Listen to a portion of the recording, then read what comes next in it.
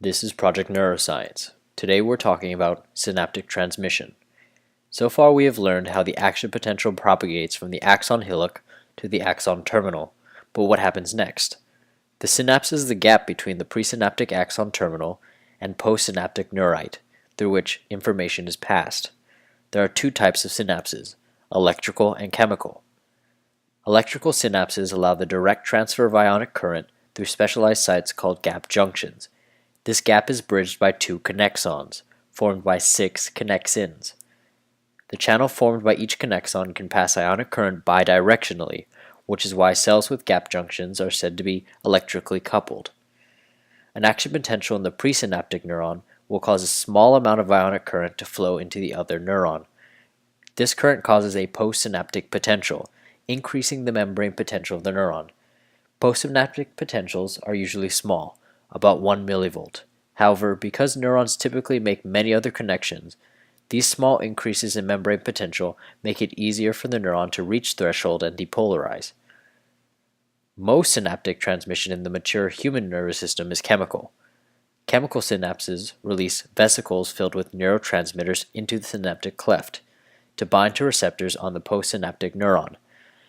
Chemical synapses also contain larger vesicles filled with soluble protein, called secretory granules. These granules appear dark in the electron microscope, so they are sometimes called dense core vesicles. Similarly to the neuron, synapses also have a classification system. If the postsynaptic membrane is on a dendrite, the synapse is classified as axodendritic, axosomatic for axon to soma synapses, and lastly, axoaxonic for axon to axon synapses. Furthermore, synapses can be classified as Gray's type 1 or type 2. Synapses in which the membrane differentiation on the postsynaptic side is thicker than that on the presynaptic side are called asymmetrical synapses, or Gray's type 1. Those in which the membrane differentiations are similar in thickness are called symmetrical synapses, or Gray's type 2. The neuromuscular junction is a specialized synapse between a motor neuron and a muscle fiber. The postsynaptic membrane is invaginated so that the majority of neurotransmitter released, in this situation acetylcholine, can bind to receptors and contract the muscle fiber. This invaginated region is also called the motor end plate. So how are neurotransmitters released? During the period of neurotransmitter release, there is an influx of calcium into the axon terminal through voltage-gated calcium channels. This influx stimulates exocytosis, as the vesicle binds to the membrane and spills its contents into the synapse. The precise mechanism by which calcium stimulates exocytosis, however, is poorly understood. Vesicle-to-membrane fusion is mediated by snare proteins. Each snare protein has a lipophilic end which binds to the membrane. The vesicle has V snares, while the membrane has T snares, or target snares. The cytosolic ends of these two complementary types of snares can bind tightly to one another, allowing the vesicle to dock very close to a presynaptic membrane and nowhere else.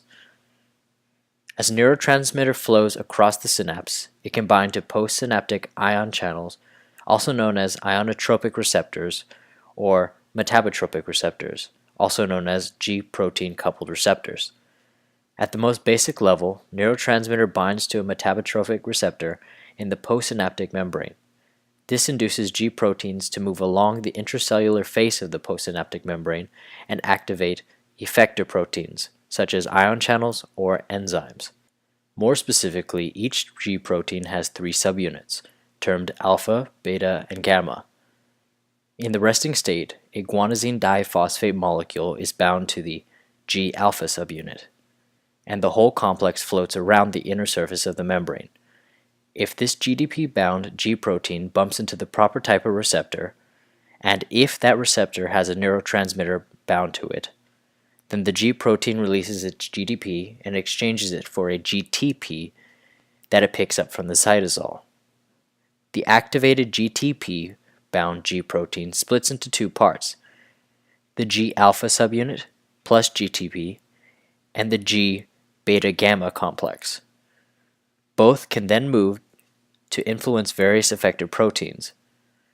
The G-alpha subunit is itself an enzyme that eventually breaks down GTP into GDP. Therefore, G-alpha eventually terminates its own activity by converting the bound GTP to GDP. The G-alpha and G-beta gamma subunits come back together, allowing the cycle to begin again. When a neurotransmitter binds to an ion channel, it can induce a change in membrane potential in two ways. First, as a slight increase in the potential, termed an excitatory postsynaptic potential, or EPSP, or as a slight decrease in potential, termed an inhibitory postsynaptic potential, or IPSP. You would be correct to assume that one promotes action potential formation while the other inhibits it. EPSPs occur when neurotransmitters induce the opening of sodium channels. IPSPs occur when neurotransmitters induce the opening of chloride channels.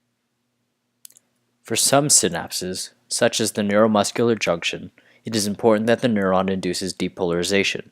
To achieve this, the neuron utilizes summation, of which there are two types, temporal and spatial.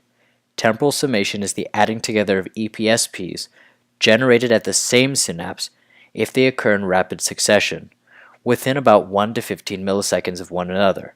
Spatial summation is the adding together of EPSPs generated at multiple synapses. You can now pause the video here and review the terms. Next time, we're talking about neurotransmitters. If you like what you saw and want to learn more about neuroscience, then hit subscribe for new videos every week.